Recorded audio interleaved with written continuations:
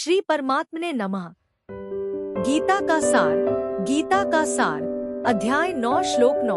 श्री कृष्ण का सनातन सृष्टि चक्र। जय श्री कृष्ण। स्वागत है आपका जगत का सार में, जहां हम गीता के अमूल्य ज्ञान को सरल और प्रभावशाली तरीके से समझते हैं। क्या भगवान सृष्टि का संचालन करते हैं या यह स्वतः चलता है? आज हम श्रीमद् भगवद गीता के 9वें अध्याय के 9वें श्लोक पर चर्चा करेंगे, जहां श्री कृष्ण इस गूढ़ प्रश्न का उत्तर देते हैं। आइए जानते हैं इस श्लोक का गूढ़ अर्थ और इसे अपने जीवन में कैसे लागू करें। पिछले श्लोक में हमने जाना कि कैसे भगवान अपनी सृष्टि को बनाए रखते हैं, फिर भी उससे अछूते रहते हैं। सृष्टि का चक्र कैसे चलता है, इस पर भगवान का दृष्टिकोण क्या है? आज का श्लोक चैप्टर 9 श्लोक 9 उदास स्माइली न च मा तानि कर्माणि निबध्नन्ति धनंजय उदासीन वदासीन मसक्त तेषु कर्मसु नौ। अर्थ, भगवान कहते हैं कि सृष्टि में हो रहे सभी कार्य मेरे संकल्प से होते हैं, फिर भी मैं उनसे निर्लिप्त रहता हूँ।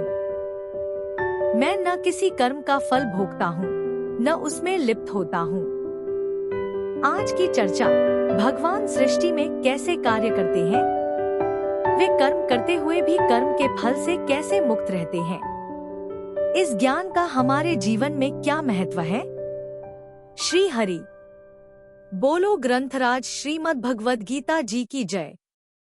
गीता सुगीता कर्तव्या किमन्यः शास्त्र विस्तरया या स्वयं पद्मनाभस्य मुख पद्माद्विनीः सृता। अथ ध्यानम् शांताकारं भुजग शयनं पद्मनाभं सुरेशं विश्व आधारं गगन सदृशं मेघवर्णं शुभांगम लक्ष्मीकांत कमल नयन योगिभिः ध्यान गम्यं वंदे विष्णु भव भयहरं सर्व लोकैकनाथम् यं ब्रह्मा वरुणेन्द्र रुद्रमृतः स्तुन्वन्ति दिव्यैः स्तवैर्वेदैः सांग पद क्रमोपनिषदे गायन्ति यं सामगाः ध्यान अवस्थित तद्गतेन मनसा पश्यन्ति यं योगिनो यस्यान्तं न विदुः सुर असुरगणा देवाय तस्मै नमः। वसुदेव सुतं देव कंस चाणूरमर्दनम् देवकी परमानंदम कृष्ण वंदे जगद्गुरु। भगवान को कर्म नहीं बांधते, इसके हेतु का कथन। श्लोक 9 न च मा तानि कर्माणि निबध्नन्ति धनंजय उदासीन वदासीन मसक्तम तेषु कर्मसु। उच्चारण की विधि न च माम तानि कर्माणि निबध्नन्ति धनंजय उदासीनवत आसीनम असक्तम तेषु कर्मसु नौ। शब्दार्थ, धनंजय अर्थात है अर्जुन, तेषु अर्थात उन, कर्मसु अर्थात कर्मों में, असक्तम अर्थात आसक्तिरहित, च अर्थात और, उदासीनवत अर्थात उदासीन के सदृश, आसीनम अर्थात स्थित, माम अर्थात मुझ परमात्मा को, तानि अर्थात वे, कर्माणि अर्थात कर्म, न अर्थात नहीं, निबध्नन्ति अर्थात बांधते। अर्थ, हे अर्जुन, उन कर्मों में आसक्तिरहित और उदासीन के सदृश स्थित मुझ परमात्मा को वे कर्म नहीं बांधते। नौ। व्याख्या उदासीन वदासीन मसक्तन तेषु कर्मसु। महासर्ग के आदि में प्रकृति के परवश हुए प्राणियों की उनके कर्मों के अनुसार विविध प्रकार से रचनारूप जो कर्म है, उसमें मेरी आसक्ति नहीं है, कारण कि मैं उनमें उदासीन की तरह रहता हूं, अर्थात प्राणियों के उत्पन्न होने पर मैं हर्षित नहीं होता और उनके प्रकृति में लीन होने पर मैं खिन्न नहीं होता।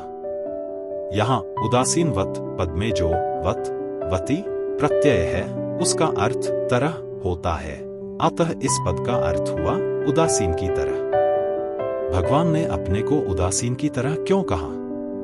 कारण कि मनुष्य उसी वस्तु से उदासीन होता है जिस वस्तु की वह सत्ता मानता है, परंतु जिस संसार की उत्पत्ति, स्थिति और प्रलय होता है, उसकी भगवान के सिवाय कोई स्वतंत्र सत्ता ही नहीं है। इसलिए भगवान उस संसार की रचनारूप कर्म से उदासीन क्या रहे? वे तो उदासीन की तरह रहते हैं, क्योंकि भगवान की दृष्टि में संसार की कोई सत्ता ही नहीं है। तात्पर्य है कि वास्तव में यह सब भगवान का ही स्वरूप है, इनकी स्वतंत्र सत्ता है ही नहीं, तो अपने स्वरूप से भगवान क्या उदासीन रहे? इसलिए भगवान उदासीन की तरह है। न चमातानि कर्माणि निबध्नन्ति। पूर्व श्लोक में भगवान ने कहा कि मैं प्राणियों को बार बार रचता हूँ। उन रचनारूप कर्मों को ही यहाँ तानि कहा गया है। वे कर्म मेरे को नहीं बांधते, क्योंकि उन कर्मों और उनके फलों के साथ मेरा कोई संबंध नहीं है।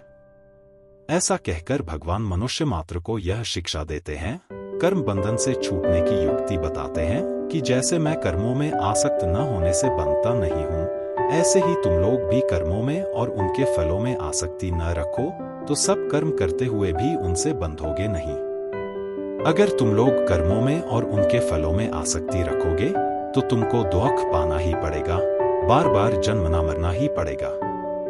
कारण कि कर्मों का आरंभ और अंत होता है तथा फल भी उत्पन्न होकर नष्ट हो जाते हैं, पर कर्म फल की इच्छा के कारण मनुष्य बंध जाता है।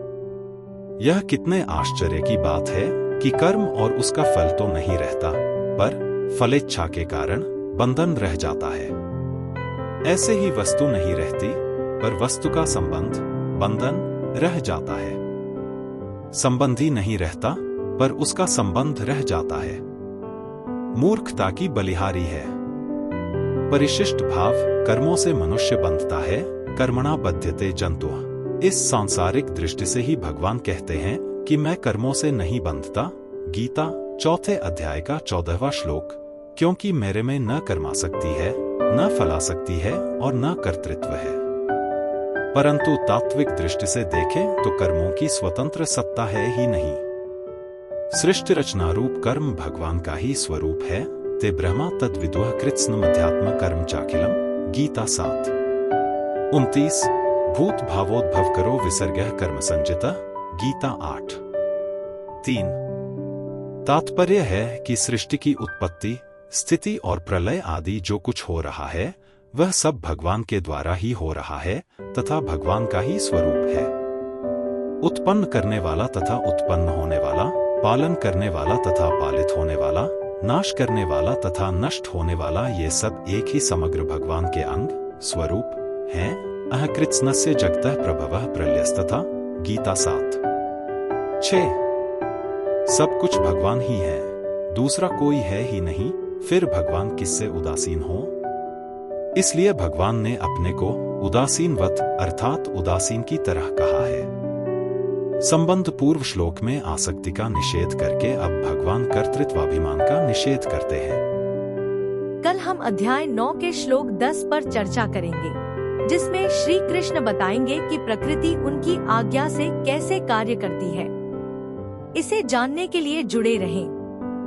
श्रीमद् भगवद गीता के इस दिव्य ज्ञान को अपनाएं और अपने जीवन को सरल और सकारात्मक बनाएं। हमारे पॉडकास्ट को YouTube म्यूजिक, कुकू FM और Amazon प्राइम पर सुनें। Podcast link https://media.rss.com/epkmohtshrma/fad.xml।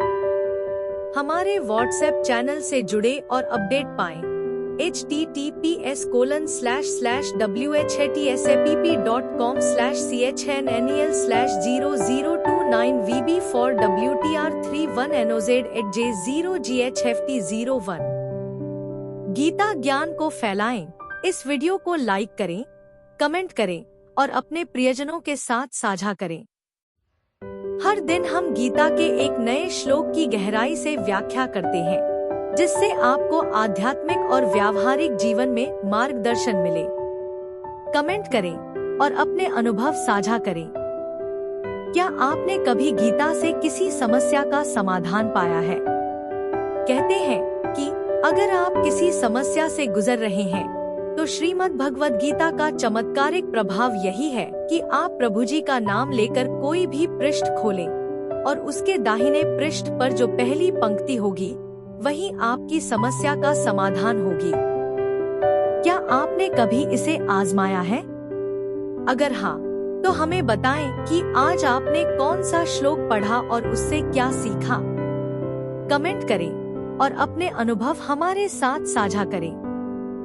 हो सकता है कि आपका अनुभव किसी और के लिए मार्गदर्शन बन जाए। चैनल को सब्सक्राइब करें और बेल आइकन दबाएं। यदि आप इस दिव्य यात्रा का हिस्सा बनना चाहते हैं तो तुरंत चैनल को सब्सक्राइब करें और नोटिफिकेशन ऑन करें। आपका समर्थन हमें प्रेरित करता है कि हम गीता के इस अद्भुत ज्ञान को हर घर तक पहुंचा सकें। मिलते हैं अगले वीडियो में, तब तक के लिए श्री कृष्ण के आशीर्वाद से जीवन में सकारात्मक बदलाव लाएं और गीता ज्ञान को अपनाएं। जय श्री कृष्ण। हर घर गीता।